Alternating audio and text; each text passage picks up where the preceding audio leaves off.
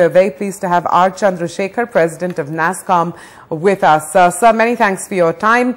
So the H-1B executive order to tighten regulations around these visas has been signed by US President Donald Trump. We've known this was coming. We've actually talked about this with you in the past. But as things stand, how does industry body Nasscom view this development? I think first and foremost, this, as you said, this order was something that was in the offing for some time now. In terms of the immediate impact, what the order does is to direct the agencies concerned to have a more intense and in-depth scrutiny of visa applications and also deeper oversight over the usage of visas by different companies in the US.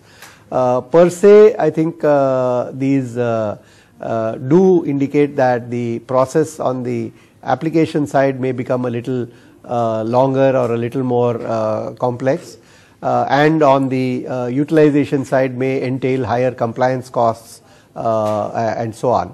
But in terms of substantive impact, I would not think that they would have any major impact as far as the industry is concerned.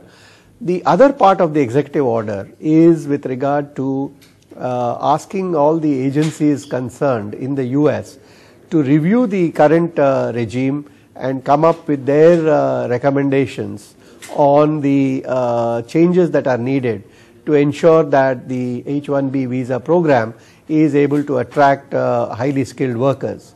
And the question is, how do you go about defining that in terms of whether it is wages or whether it is occupations or whether it is in the level of skills or a certain kind of specified skills, etc. These are not very simple questions. It may sound straightforward, but in effect, in a fast changing technology landscape, it's not as simple as it sounds. But there is no doubt that the review could come up with suggestions and recommendations which have far-reaching implications. As you said, merit is tough to quantify. What will you push for as criteria under the proposed merit-based approach versus what President Trump calls the existing system, a totally random lottery? I think as far as we are concerned, looking at it from the India perspective, the fundamental drivers have been the need for technically skilled resources, especially because of the pressure on American businesses to go digital, to adopt technology in order to remain competitive and continue to grow. The second is the shortage of skills in the US, which is a fact of life and which has not been significantly changed. Not only is the big shortage on the supply side, there are a large number of unfilled jobs. Even in universities, more than 75% of the enrollment in STEM are people who are international students. So all these fundamentals, very much remain in place. And I think that we really have to see how this whole issue of zeroing in on high skilled workers being brought in and of limiting it to high skilled workers is done. As an industry, I think in terms of a broad objective, I don't think we have any issue with that.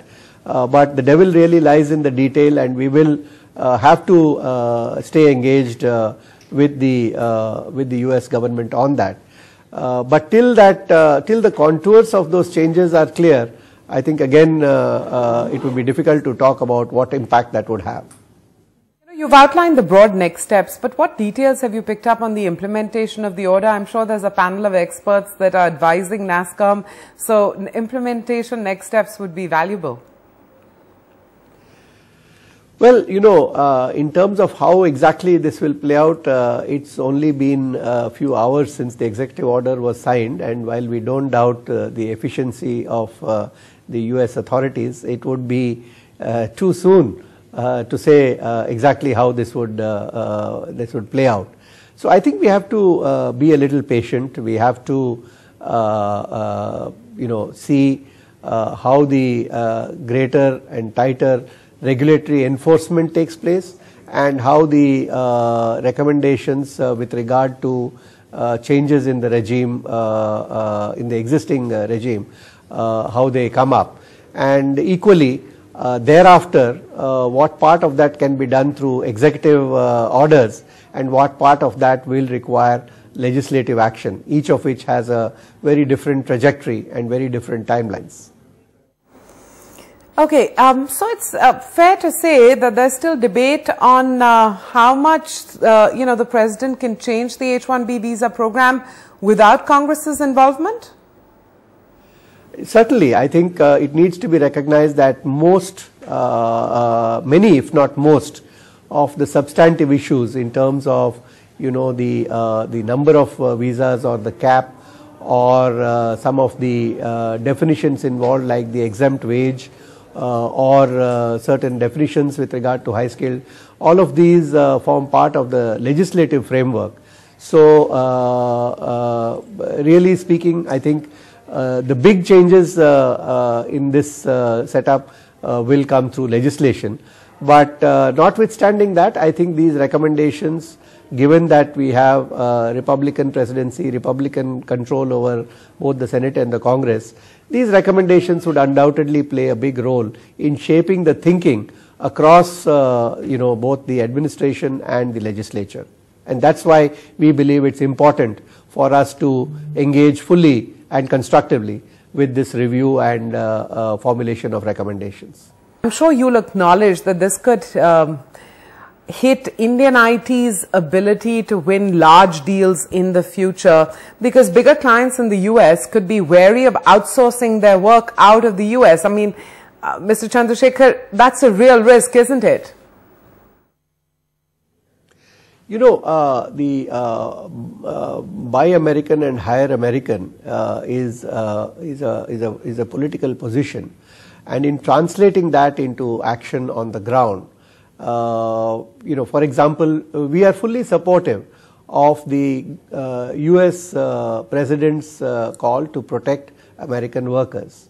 But I think what is important is to point out that some of the measures which are contemplated in many of the draft legislations, for example, do not actually protect American workers, and in fact they will only end up harming American businesses which depend on the services provided by Indian companies, without affording any protection whatsoever to American workers, because they ultimately apply only to a subset of companies which are defined in the law, in effect only Indian companies, who account for less than 20% of the visas. And how putting such restrictions on companies which account for 20% of the visas is going to protect an American worker is anybody's guess. So what we have been saying is that this Hire American and Buy American, if that is to be pursued to its logical conclusion, any restrictive provisions need to be made applicable to all companies, number one. Number two is again to reiterate that the essential crux of the problem is that American companies, I'm talking about the businesses which use these services, American companies need these skills, American companies need to adopt technology, and there is a shortage of these skills in the US. So as long as that situation continues, and we believe that this is going to be the situation going forward for a few years, then the fundamental drivers remain in place. Yes, if the restrictions increase beyond a point without addressing these root causes, then it will actually cause more work to go out of the US because it can't be done in the US. That is detrimental to the US economy. Or it will result in the work simply not getting done, which is equally damaging. So either way, I think that as the review takes place, as the changes are formulated, these consequences will be looked at carefully.